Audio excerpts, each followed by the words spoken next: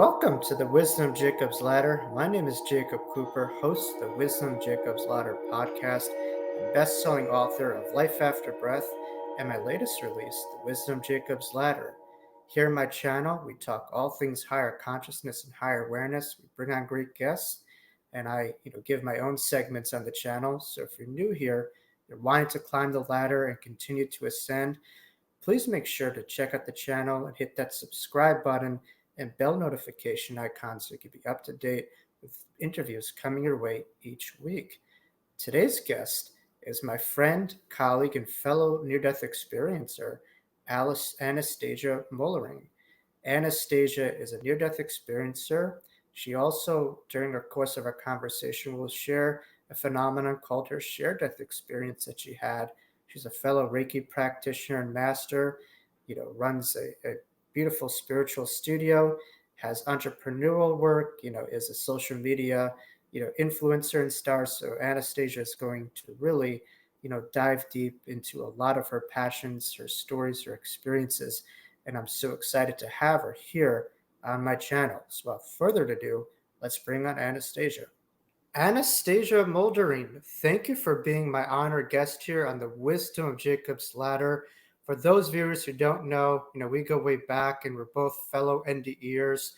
I love having fellow near-death experiencers on because it allows me as an experiencer to kind of cross-reference, what I experienced, but also embrace, some of the different experiences that others have had. But certainly now, there's a great deal of traction and level of interest within near-death experiences. And I know certainly viewers of my channel are going to love to hear about not only just your NDE, but the healer that you are and, all the things that you're passionate about, to give over to support others. But for those viewers who haven't, met you or heard you, could you just tell us a little bit about yourself and your background before we get into this profound transformative experience that you have in your life that made you this healer extraordinaire that I see you and many see you as, but I know you're humble and you don't see yourself in that regard. But just give us a little bit of insight to Anastasia, the powerful healer and teacher.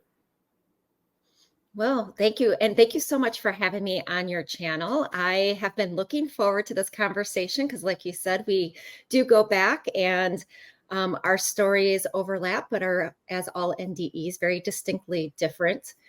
My background, well, I'm kind of a boring person, actually. So my background is I spent a little over 20 years in corporate America from a professional standpoint. And in 2011, and I'll talk a little bit about this later, my mom had passed away.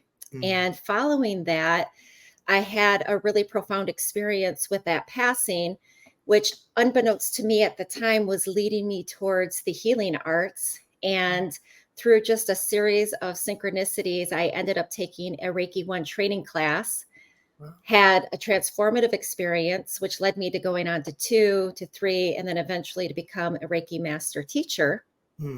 All the while I was pursuing my corporate career and climbing the corporate ladder, as a lot of people do. And I had this profound experience in 2019 that we're going to talk about today. And over the course of the almost 2 years following that, I was integrating that experience, and it led me to go deeper and deeper into the healing arts.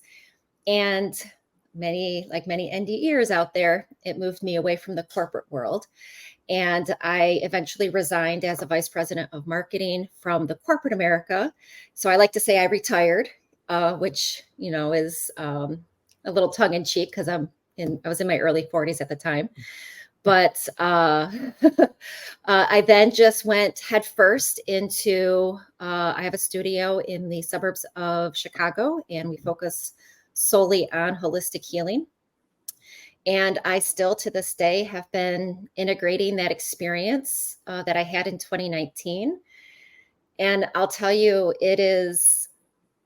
it was so much information and so much knowing that happened all at once when I had my NDE that I feel like 2 years, I'm just scratching the surface of what I'm eventually going to figure out because it just takes so much time for our physical brains and bodies to try to process something that is as immense and infinite as a near-death experience. Truly spot on. And you're right. It's congruent with near death experience research that will say it takes really several decades. In our minds we know what happened, but to find the words, the language, the descriptions of it, it takes several decades to fully integrate. So Mm-hmm. that is totally spot on. But it's just funny when I'm hearing you speak, because you're the perfect guest for the Wisdom Jacob's Ladder, because here you were on my channel, the Wisdom's Jacob's Ladder. You were trying to climb one ladder, the corporate ladder, Mm-hmm. and now you are this powerhouse, climbing the spiritual ladder. How did you kind of, because those two to me are not one and the same. I think one is focused on the doing and the other is on the being. But how did you make that extreme change? I mean, what were some, those kind of callings, as you said, prior to your NDE? How did you make that shift? Because that world is, in many ways, it seems incongruent with the spirit realm. Yeah, I think a lot of NDEers draw a line in their life where it's pre-NDE and post-NDE. So their life before and their life after. And that was very much the case for me. My post-NDE life was filled, especially the couple years, I'd say the year and a half after my NDE, with trying to understand, and exactly like you're talking about, trying to find the words so that I can mentally understand what happened, but also try to apply what I experienced into my life and really reconstruct a lot of the beliefs that I had before my NDE, because they just didn't align with what I learned and understood during my NDE. And so coming out of that, it was sort of like I was in this, I don't know, like melting pot where everything was trying to find its place within me. And the one thing I did know and I understood and was very comfortable with was my corporate career, my job. I had done it for so long. It was the rock of stability after my NDE that kind of kept my anchor, so that way I could process everything I had experienced. But ultimately, interestingly enough, what ultimately caused me to make the shift was something pretty black and white, and in many respects, very much appropriate. I had been considering resigning for all of 2022. Mm. And I ultimately end up resigning in October of 2022. But in September of 2022, my son, who was at the time a freshman at college, had come home for his birthday, because as a mom, I was really distraught. This was going to be the first birthday I thought I was going to miss. And so he surprised his mom by flying home so that I wouldn't have to miss his birthday. We were out at a big family breakfast on a Sunday morning, and I started to choke on what we were eating. And my husband ended up having to do the Heimlich maneuver on me. And so I didn't have an NDE from the experience like we talk about it, but I had this profound feeling of, wait a minute, I know that this life that we are given, this physical life, is incredibly precious. And while there is no getting this life wrong, and I could talk about that a little bit when we get into my NDE, there is no getting this life wrong. There is certainly the possibility that we miss the opportunities that we can experience in this life, the Mm. gifts that we're meant to give in this life, the purpose that we feel in this kind of deep part of our soul, Mm. that the reason we're here. And if we go through life with our blinders on, or if we try to, dismiss that heartfelt guidance, then we miss the opportunity to live the life in the physical way that we're meant to live. Mm. And having that experience, I became crystal clear. Mm. Corporate America was definitely a part of my journey, but it wasn't meant to be my whole journey. It wasn't meant to be my entire life. I wasn't meant to retire out of corporate America. I was meant to go on and do other things, be of service in other ways. Mm. And my corporate career allowed me to put me in the position to do that. But it had reached the point where then it was then inhibiting my ability to do that to the fullest degree. So I took 1 week off of work after that experience, came back and resigned. Wow. Wow. It takes, a lot of, it's when you're talking in an interview on a channel, it just kind of rehashing it.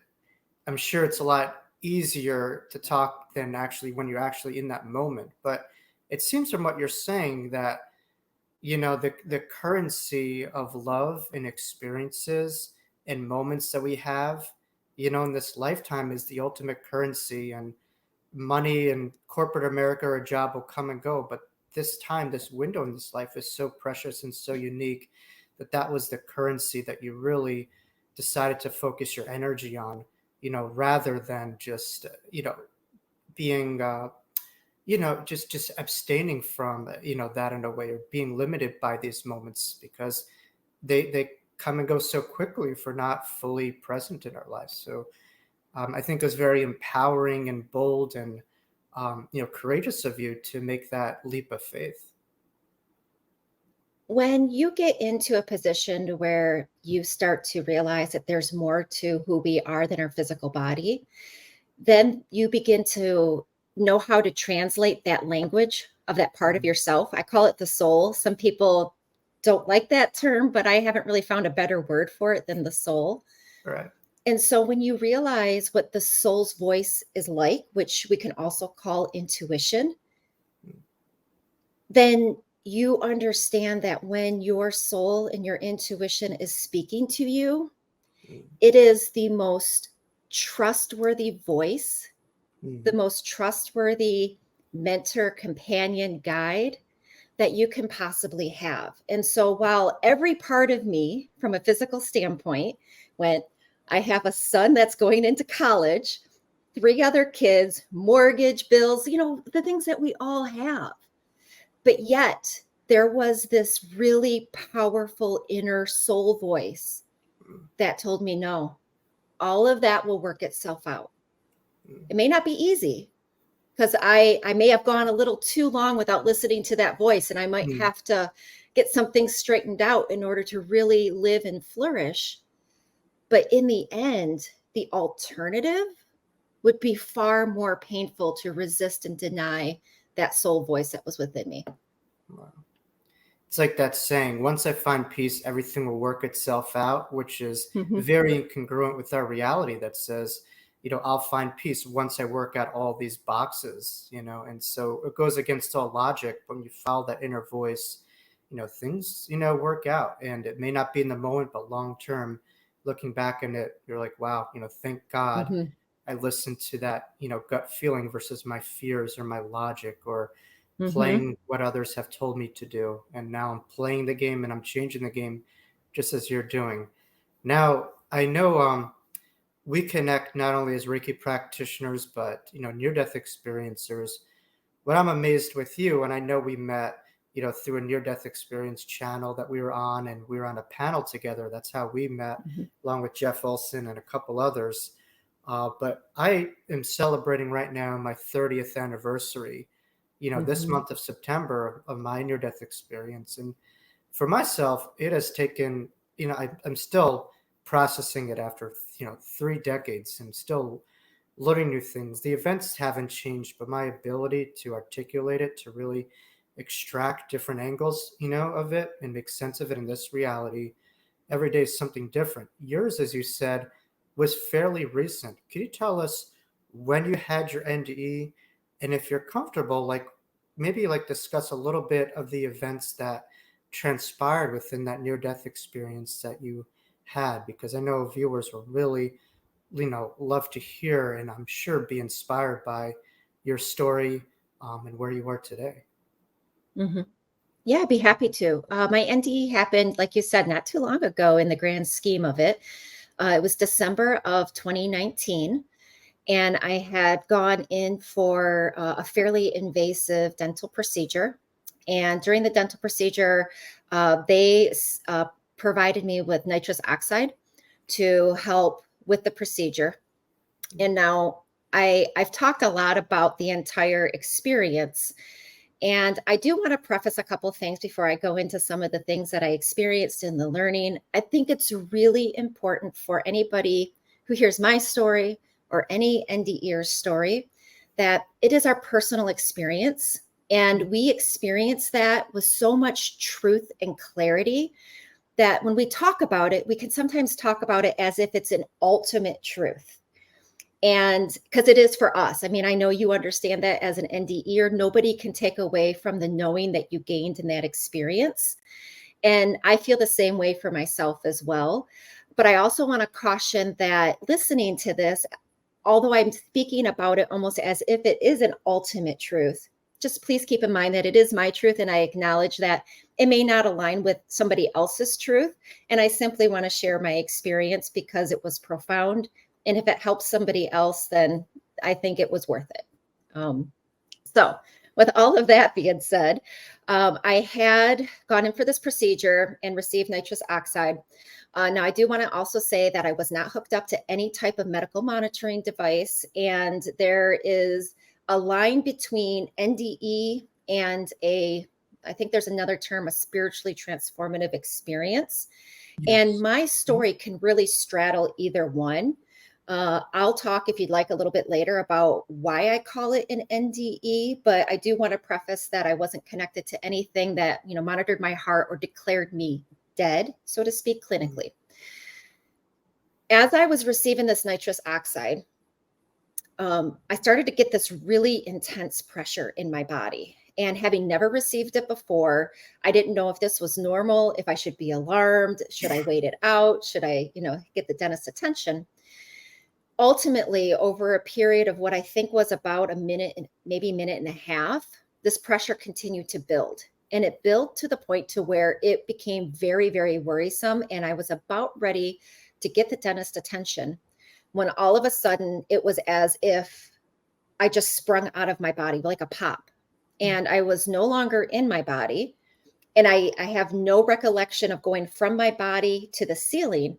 But my very next moment of awareness is in the ceiling, looking down at my body in the dentist chair. Wow. I can see myself laying there. I can see all the equipment. And I'm at the point in the ceiling where I don't know if you've ever been to those dentists that have the TVs that hang from the ceiling. So when you're back in the chair, you can, watch TV. Mm-hmm. There was one of those in the ceiling. And where I was positioned, it was as if I was right at the corner of this TV. And I could see like the edge and the dust on the back of the TV and all of this heightened detail. Pardon me here.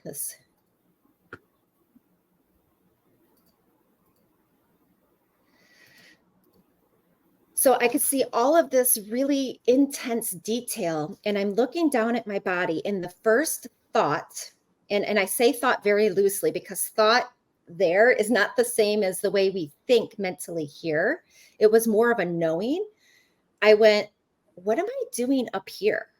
And with that one phrase, it was like a lock and a key for me, because I realized I was completely aware. I was completely myself at this point in the ceiling, looking down at my physical body. But what I identified with was this essence or whatever I was in the ceiling, not the physical body that was down below. And I knew in that moment that we are not our physical bodies. Wow. And I talk about these things like one thought after another. And it can be so hard to articulate that it wasn't linear. It was really all at once. But it was an awareness that it exploded me open.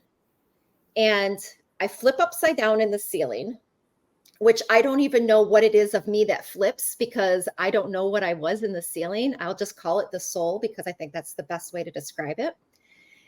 And I am so close to the ceiling tiles. And you know how ceiling tiles have like those little grooves and indents, and there's texture to it. Right. And I'm so close to it. And I am just in awe. There is like this childlike awe with the dust and the grooves and the contours. And I didn't think it was unusual to find something so mundane, that we would say is mundane, so miraculous. It was as if all of the the the physical life that had to come into play to create that single ceiling tile was all a part of me. All of the lives that had to live, all of the relationships, the love, the hurt, the pain, everything that led up to that one single ceiling tile being right there. And I was so overwhelmed with love. And the next thing I know, I am out of the dentist office. And I like to say, like, I blinked my eyes because it seemed like I had this something that closed. And when I opened my eyes, I was no longer in the dentist office. I was in essentially a void. And I really want to emphasize before I go on just how amazing this place was, because when you hear the word void, we can associate that with things that are negative, like it's an emptiness, it's a lack, it's something that feels depleted. But in this place, it was immense love. It was buttery and warm and rich and enveloping and complete. That is like the one word that I've used, and I've tried to find other words to really describe it, but it was complete. And in this place, there was no time. There was no beginning, no end. And there was some awareness or identity of an I, of who I was, even at the soul level. But my connection or desire or awareness of a physical life had dissolved. And in this void, I felt that it was a oneness. And I've often used going to the oneness as my way of describing going to this place. Sure. In this place, it was complete and total connection with every single soul that exists. Wow. And I used to say that used to exist or that's going to exist. But the reality is that in this place, there's no time. There is no past, no future. It's all one. And in the oneness, this connection of all of us being together was unmistakable. It was as if I had always known that, but in the physical life, I didn't know it. But in this place, it was as if I had never not known it. It was as if it had always existed. There was a familiarity to you despite temporary not experiencing that in your life. Yeah. And so in this void, and I like to call it a void too from time to time, just because it's also appropriate to say that it was a void of anything not complete. Everything in this place was absolutely complete. And so although I wasn't presented with, visuals, I didn't, see this grand garden or tapestry, I was seeing it through a knowing rather than through a visual.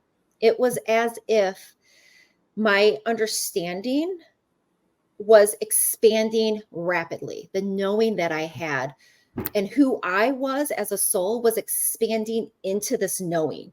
And so as I was expanding, the knowing was growing and growing and growing.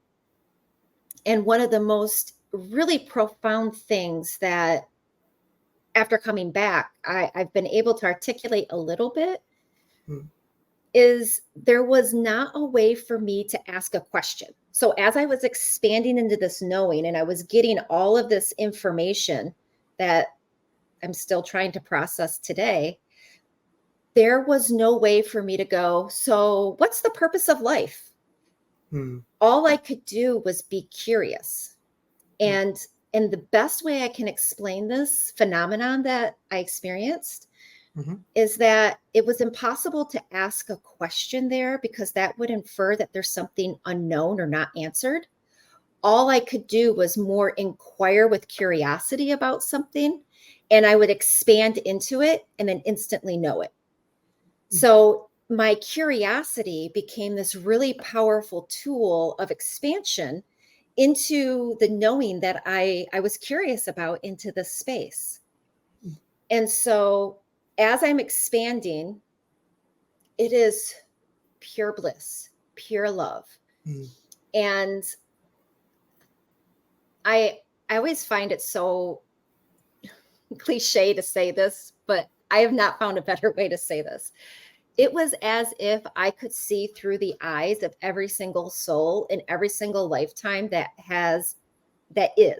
should just say that is. As we understand it, it would be every lifetime that has passed, is current, or will come in our future from a physical standpoint. In that place, though, there was absolutely no past, present, or future. Everything happened simultaneously. It was all accessible all at once. I could know every experience I have ever had, will have, and every experience that every soul has ever have, or will have, all at one time. And it felt to me like, reflecting on the knowing that I had in that place, it would be like taking every single grain of sand here on earth and having that represent our soul's experience, like one single soul's experience, like through multiple experiences that we can have, both physically here on earth and in other ways. And then taking one grain of sand, and in comparison to the billions, trillions, and trillions of grains on the planet Earth, that one grain of sand would represent this physical life in the grand scheme of all the experiences that our soul has. And so there's an immenseness to it that vocabulary and words just don't do justice. But yet we still try to find as many metaphors as we can to just explain the vastness of that. Wow. Well, it seems like a lot of this was expanding so much more beyond the ego, beyond your personality, beyond how you saw yourself as a separate, and becoming one with time, becoming one with each, inhabitant of this life and beyond. And just recognizing that we see ourselves as separate entities, but the illusion of that. And so it was profound. I'm wondering for you, you mentioned you had a prior set of belief systems before this NDE. My question is twofold. A, how have those belief systems changed with your outlook on reality? And also, why do you feel you particularly had this NDE in being shown what you were being shown? Because my gut feeling is we are being shown and being used by the universe, karmically as near-death experiencers for different reasons on a micro and macro basis, as they're all interconnected. So if you could maybe speak on that a little bit, because I'm curious, hearing your perspective on this. Yeah. I'll start with the second question, but I know I might forget to answer your first one. So definitely remind me to come back to that one. But why me? I've asked myself that probably a million times. And there's a couple of things that when I reflect back on the life that I've lived up to that point, there's a couple of things that to me resonate as to why. Ultimately, I won't know the ultimate why until my physical life is over with. But I can say this. When I was a child, I had potentially an unhealthy obsession with understanding why we're here. Like I wanted to know, why are we having a physical life? And I didn't use those words back then.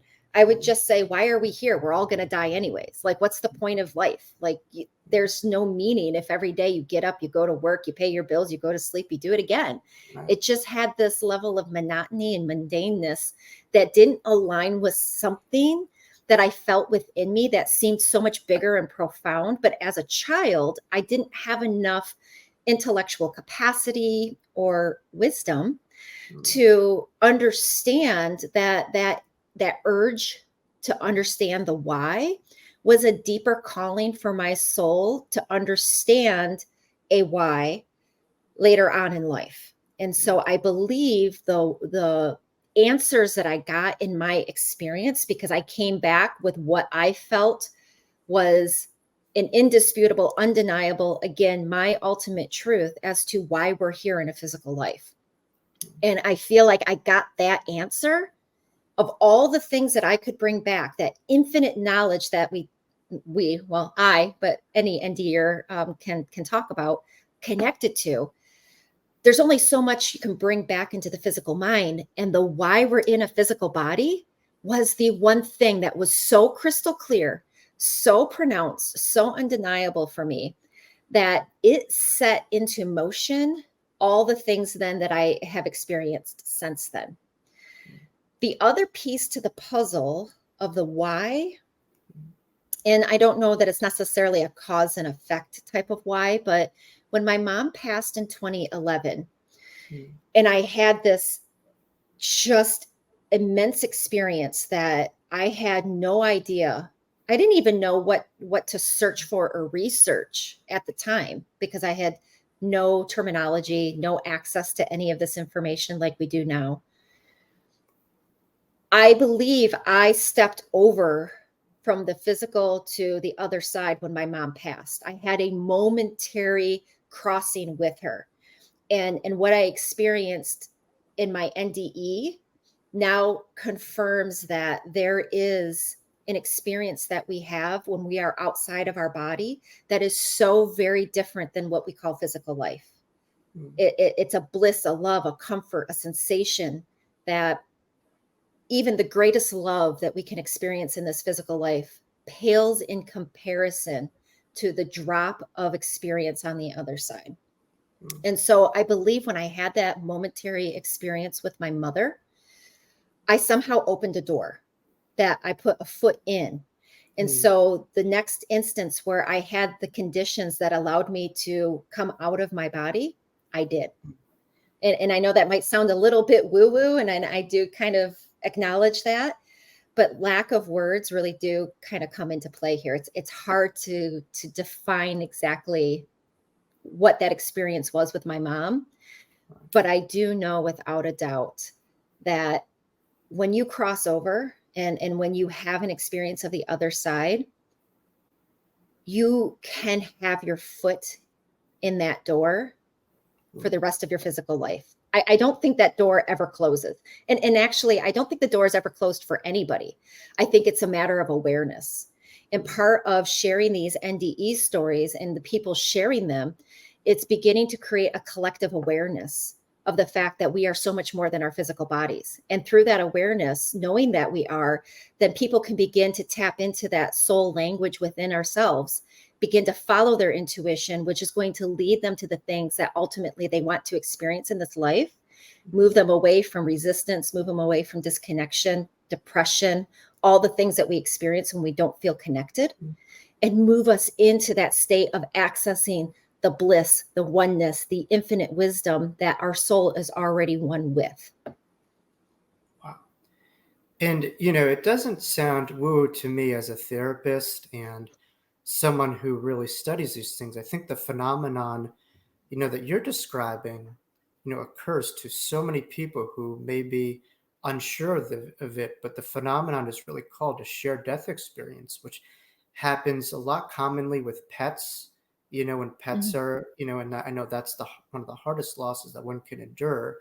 But you just feel yourself crossing over, with that spirit, and you join them, when they cross over. You get out of your body. And Dr. Imamudi, a friend of mine who coined the term near-death experience, he'll tell you he may be more impressed with shared death experiences and near-death experiences, because NDEs, you could say, oh, you were hallucinating. But all that is neurologically, debunked by people who really understand the brain and mind dichotomy. But your death experience, nothing has changed to you physically. And yet, there was no trauma, there was no shakeup period. And yet you leave your body, you're joining with that loved one. You go there, you experience their bit of heaven, you come back with it.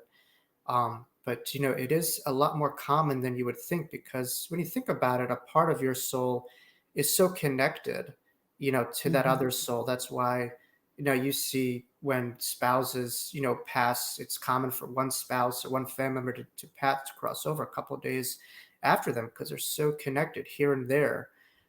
So yes, when another person crosses over, a part of us joins them, whether we recognize it or not. And it seemed like you were aware of that, union that you had with your mother, and that bond that you undeniably seem to have? So I love that you use the word connected and joined in union, because I'd like to share a little bit of detail about that experience. I haven't shared the details of this publicly before this point, but Wow. that was really because I wasn't ready to. And I feel like now is the right time to share a little bit more about that experience I had with my mother. Um, I'm not going to get into all the details that led up to it, but my mother suddenly had a very critical health condition that put her in the ICU very unexpectedly. And over the course of 4 days, the doctors weren't able to identify what was wrong with her. She just continued to deteriorate. It was really clear after doing some exploratory laparoscopies that the internal bleeding that she was having was so profound that ultimately there was no way to help her. On the day before she passed, I had this, when I was at the ICU, the hospital, the entire time. I left to go to the waiting room to sleep periodically, but then I would come back. And when I came in after a nap into her room, I was overwhelmed with just this feeling of joy. And I remember it so distinctly because I remember thinking this is not the appropriate emotion to have in this experience, but it didn't feel like an emotion. It just felt like I was being filled with something that it was as if it was a healing salve that made the entire situation just feel like, yeah, like I acknowledged it from my human mind that it was critical and scary. But there was this other part of me that was like, but it's all going to be exactly okay. It's all the way it's supposed to be. And it was just this feeling of complete calm, peace, and serenity. And I had never experienced anything like this in my life. I couldn't figure it out. All I knew was that suddenly I was okay. And I was her next to kin. So I ultimately had to make the really difficult decisions on how to proceed with her life support and so forth. And so I was working with a hospital chaplain, trying to really get to a point to where I felt like I was representing her best interests, but also not putting her through a very difficult, painful, long endeavor of torture, being on life support. It's a fine line. But this is what really, when you say the word joined and connected, really, really hits home for that. In my mind, I kept seeing this visual and I could not figure out what it was. And I had at the time, I made no connection to this visual and what was happening with my mom until later on in the day. I kept seeing, like, every time I would close my eyes and kind of go inward to figure out what to do and how to approach things and move forward with my mom, I kept seeing this visual. There were 6 points of orange light. They were bright, bright orange. And in the center was this immense column of bright, what would be blinding light. And I continued to see this visual. And over the course of the next several hours, I began to understand that the bright light in the middle was my mother. And what's so interesting is in my mind's eye, I saw it as if I was watching light move, but in a still frame. And these points of light, they were all connected to her, and we were all connected to each other. Right. And I say we because later on, I realized I was one of the points of light. Wow. Over the course of the day, the rest of the evening, I would continue. It was like I just kept seeing this image on repeat. But over time, suddenly one light of the orange light was out. It went out. It went dark. And then the next one. And then the next one. And the next one. And the next one. And I realized in this process that I was one of the orange connections of light. And then mine went out. My light went out. And all I could see was this pillar of white light. And about 40 minutes later, she passed away. Wow. And it wasn't until that happened, because I didn't know her timeline. I didn't know what was happening. I had no way to process what I was seeing was connected to her passing. And it wasn't even until I had my own NDE and I re-experienced that sensation of what it means to be on the other side that I went, I I was a part of that experience with my mom in a way that I never understood before. Mm, And so there are those connections, and the shared death experiences are so profound, and some of them are incredibly intricate and detailed, like people go way over. mm, And for me, I had a more energetic experience of it, and it opened up that door that to this day I have absolute confidence mm, that for people who are grieving, that have lost a loved one, mm, human, pet, animal, there is no disconnection. We are always connected. There is never a time when we're not, and there's never a time when we go to the other side and we dissolve or we vanish because we didn't live a good life or we didn't check this box or that box from a religion standpoint.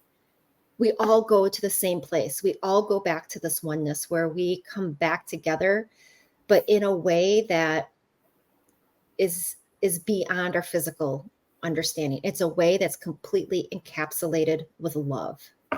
wow. I mean, that was beautiful what you just said, because I know a lot of my viewers on my channel, particularly, are grieving, have experienced loss. And, that's part of the reason why I developed my channel, is to really allow people to really have their own conclusions, really be a healthy skeptic in a way about this stuff, but to be open ended, that the box that you may have seen your loved one in that physical body, there's a possibility, that the reality is that they're more than just this body. And I think having people with different experiences, it's a hope that that will strengthen, not only their belief system, but their capacity to have these connections to that loved one. But that box is so pivotal with how you view your loved one and their journeys. If it's they're under the ground 6 feet under and that's all there is, I could see why that's a morbid experience and that Mhm. prolongs grief. But, really hard research has pointed, even if all this is a farce and fabrication, that if you have a sense of belief system of a connection to a loved one, that the loved one goes on, the grief process is tremendously enhanced and you're able to really transform grief from a sense of belief and find ways to not only believe that there's a life after death, but to find your own life after their death. Because what Mhm. happens with loss is you bury that person, you yourself go down with them if you don't find ways to really process your grief and find transformation and meaning from that loss. But it's subjective experience. It takes time. There's a human component, but the spiritual component, I think, is the basis of where that healing comes from. I think grief is a human thing, but the soul really sheds that light. And I look at it no differently than a near-death experience for many, because many experience loss, and all of a sudden they have recollection of eternity, and it puts them on this path from looking at, darkness and a complete stoppage that death represents. All of a sudden, they're able to reevaluate the things that they never believed in and thought about. So it could lead to quite a transformation. Now, with your narrative, I'm wondering, when you were in this, like you said, you were having this dental, uh, you know, intervention. When did you wake up from this?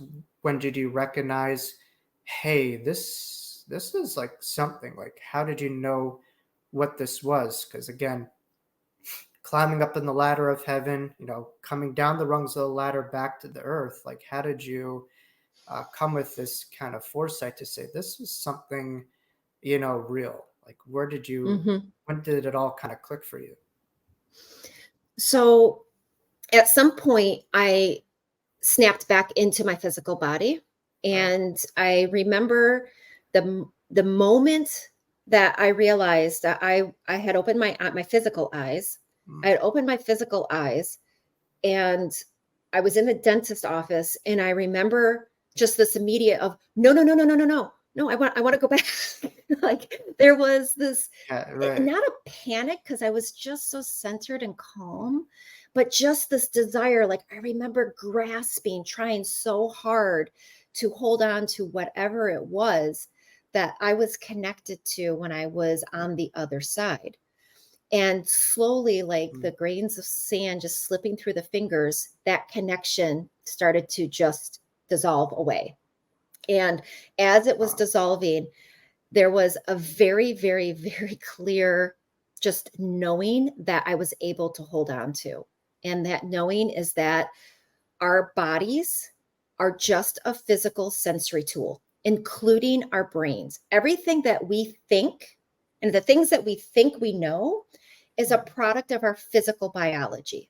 And our biology is a product of everything we've experienced and everything that every ancestor has experienced that led to our physical body. We are a collection of all the experiences through our entire lineage. And our biology, this physical form represents that. But it is nothing more than a sensory tool to collect this knowing of what it is like to have a physical experience.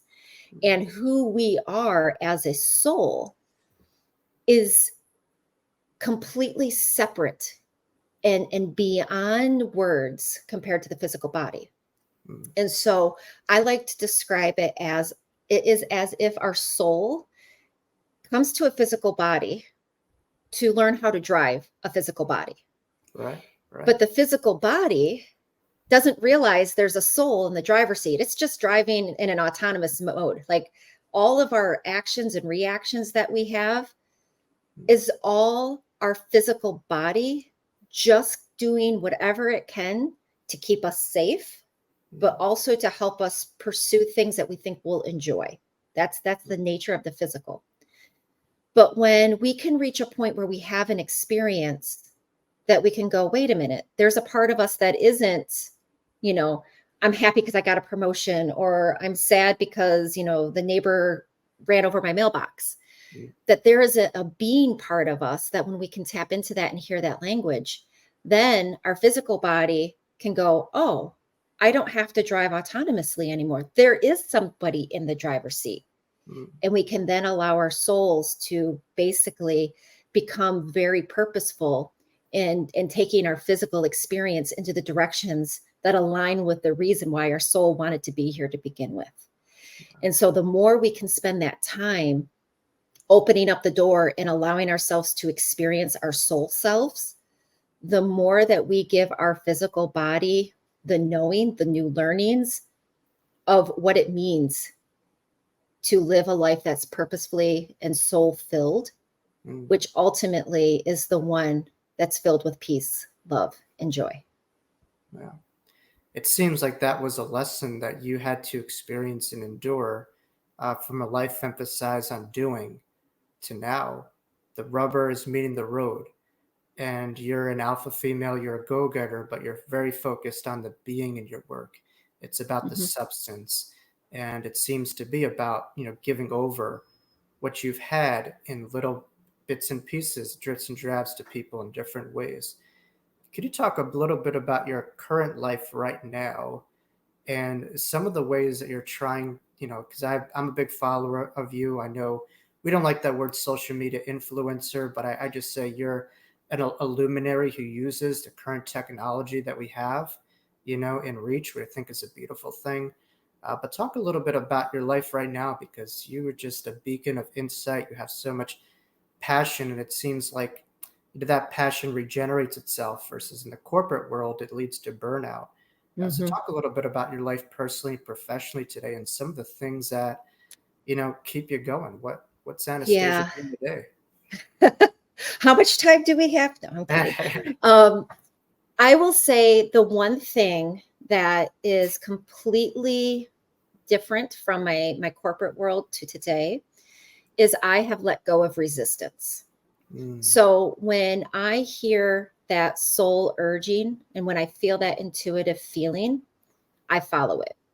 I don't follow it blindly. I definitely consider a path forward when I'm having those soul, like kind of fork in the road decisions. But if I know that logically something seems right, but in here, everything is screaming, no, no, no, I will listen to this 100% of the time, even if all logic defies that. And that is something that I'm sharing with my clients in my practice that we have in the suburbs of Chicago. So as a Reiki master teacher, I work with clients, but I also teach Reiki. And Reiki, although it is one of many tools that's available to us to help us open up and realize that we are all more than our physical bodies, it is a really profound way to create that opening of the door so that we can have our foot kind of in two worlds energetically. Right. I'm a big proponent of getting in touch with the feeling side. And I use the word feeling distinctive from the word emotion. So feeling is peace, love, joy, or grief. Those are the four core feelings that I work with my clients. And when we can get to the heart of identifying what it feels like to feel peace, love, joy, or grief without the resistance, then we can open up the pathways to be able to identify what does it mean to move toward love. What are the things in your life that represent that true feeling of love? Not the emotion, but the feeling, not the chemical reaction. And so it's a lot of guidance and coaching, both with my clients and students. But I have become a little bit kind of passionate, maybe even a little obsessive with creating access to this knowing so that people can open up that door and start to live their soul purpose and to live the life that we're meant to live, which is one that is filled with love. We will always have our human experiences, which are painful. Sure. But when we can do that through the lens of an awareness that that's not who we are, that we're not going to ultimately be judged based off of that in an afterlife, then it takes away a tremendous amount of resistance and weight to living our lives to the fullest. It gives us permission to just be the curious explorers of this physical world that we can ultimately be. And as they say, if you could feel it, you could heal it. And some will say feeling is a language of the spirit or the soul. I love that you say it goes beyond emotions, or just simply emotion, energy, emotion. Feeling is a deeper component. Now, I've been watching your work. I'm a big fanboy myself, as you know, of Anastasia, and I see you're also having a wonderful business venture with aromatherapy, which has been a tremendous passion of mine. I'm a Taurus, so we all love things sensual and of the earth. But I have great admiration and gratitude for that work. Do you mind just kind of speaking a little bit about your work and your sprays, and as well as, kind of the crossover a little bit behind your NDE and how that might have influenced your work, in venturing into aromatherapy? Because I know I could speak on that for days, but I'm just wondering to compare notes here. Yeah. So I have been a huge aromatherapy lover and then eventually went on to study essential oils for years. So even before my NDE, it was something that I was just naturally gravitated toward. Right. As a owner of a holistic wellness practice and as somebody who understands the power of what it means to have all of the healing available to us through the natural world, essential oils is a potent yet incredibly accessible way for us to heal ourselves, mind, body, and build that spiritual connection. I am never going to say that essential oils are going to cure all or they should replace any type of medical care. We all know that that would be irresponsible. But there is a place that we can incorporate things that are from the natural earth that are already here and available to us that can help complement and accentuate the healings that we can get in other ways as well through Western medicine or other modalities. And so having this passion for making sure that natural healing is accessible, whether it's energy healing or aromatherapy, physical healing. And, I'm a personal trainer, so I believe in the power of activity and energy through the physical body. Putting that all together, aromatherapy is one tool that we can use to bring ourselves closer to that connection through spirit. I've been doing aromatherapy in the studio for years. And when we expanded back in 2022, I expanded our aromatherapy, what we call our bar. We have an aromatherapy bar where you can come in, basically identify any one or two things that you want to work on or heal or address, or a preference of a particular scent or aroma. And we would create custom aromatherapy sprays and rollers and things that our clients could take home to help contribute to the healing that they're getting in our studio. Yeah. And I had literally a dream. It was like this kind of urge, that soul urge to make it more widely available. And I literally had a dream about taking one of our very commonly used aromatherapy blends and putting it on available online. And so that's what you're seeing on social media. It became incredibly viral very quickly. Viral's a bubble. So I say that now, this is going to be on the internet forever. So you could be watching this a couple of years from now and be like, who is this woman and what oil is she talking about? But Sacred Space is our Palo Santo and Sage blend that we've used in our studio for years. And we've made that available online. It's it's one of many tools that people can tap into for natural and holistic healing. Yeah. And that's just it. I mean, when people are on the other side, they'll tell you that there are experiences through color, through sense, through sensory experiences we just don't have here. But the key word is tools. And it seems like for right now, across the board, you're using every tool and every modality to bring forward whatever we have to work with. That love, that awareness, that higher vibratory connection on the other side to this reality. And it's just like it's like different paths up to the mountain, but the same light. And you're just kind of using a lot of these different avenues in the work to kind of get to that same place and just giving it over to others.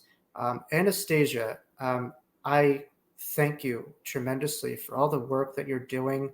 I say in life, there's givers and takers, and you've taken your experience and give it back to so many. 2 or 3 things.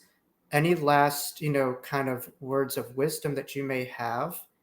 How could people, find you if they're interested in buying your, bottles or booking a session with you? And also, anything up the turnpike for you around the road. I mean, I certainly advocate everyone to write a book or get out there. I know you're doing so much, there's enough at hand, but, what's like the next kind of vision that is kind of brewing there?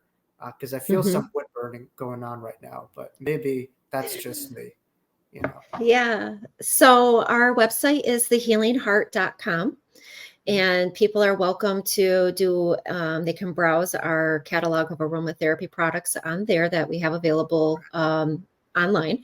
They can book sessions on there as well. And I would say, from kind of a parting message, talking and tying this back to the feeling, those that watch this that are clients of mine are going to chuckle when they hear me say this because they know exactly what I'm about ready to say. Every day, ask yourself this one single question. If I can feel the best I could imagine feeling today, what would that be? Answer that question first, and then allow your mind to create the visuals of what you could experience that day that represent that feeling that you just identified.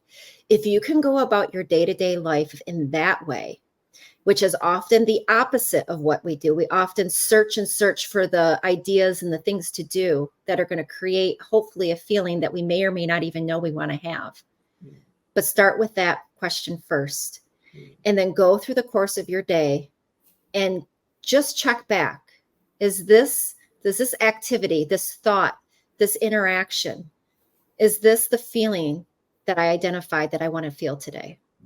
And use that to help you build that connection to the soul language that is answering that question for you. If you could feel the best you could possibly feel, what would that be? Amen. And it allows us to really turn inside, not focus on controlling external situations. And it's a great way to set our attention towards our intentions to each day, to find that beauty, experience it within, not depend on factors, leading up to that point in order for us to choose it. Um, Very good. Thank you so much. I've learned so much, from you. Hopefully, down the road we could see maybe a book or something like that. But you've Maybe, done more than maybe. enough, and you continue to just reach so many people in so many ways. And your energy, is there's a reason why people gravitate to it, is that it's congruent with your truth. People right now are really looking for truth. They could sniff it in a second if it's incongruent, and you're someone who comes from the heart. There's integrity, there's truth, and I think God really chose the perfect vessel, to just be a Oh, harbinger of good news and to allow people to remember what they already know, that we don't die, we're forever connected to our loved ones, we're much more than our body, we have a purpose, focus on the being and not the doing. And you're someone who is embodying all the truths that you've had in your NDE. And it's not just a narrative, it's an experiential reality. So mhm. thank you for being here, for coming back, doing the good work. And I know you're making this world a better place. So thank you for coming on the Wisdom Jacob's Ladder. You're welcome on anytime. And it's just an honor to call you a friend and a colleague. And I know I'm blessed to have you in my life. Thank you so much, Jacob, and thank you for this fantastic conversation. Well, that was a wonderful conversation with Anastasia. I really learned a lot about her. I'm certainly a friend of hers, but each time I hear a near-death experience and I think I know what happened, it really blows my mind to kind of hear more, not only about their experience, but also as someone who studies and is a student of all things higher consciousness. So if you love this interview, please make sure to stand for more by subscribing and clicking that bell notification icon for more up-to-date information. For those of you who have been to my channel, thank you for coming back on. We'll see you next week for a wonderful conversation with another highly influential guest. So thank you for coming on the Wisdom Jacob's Ladder, and we'll see you soon. Be well.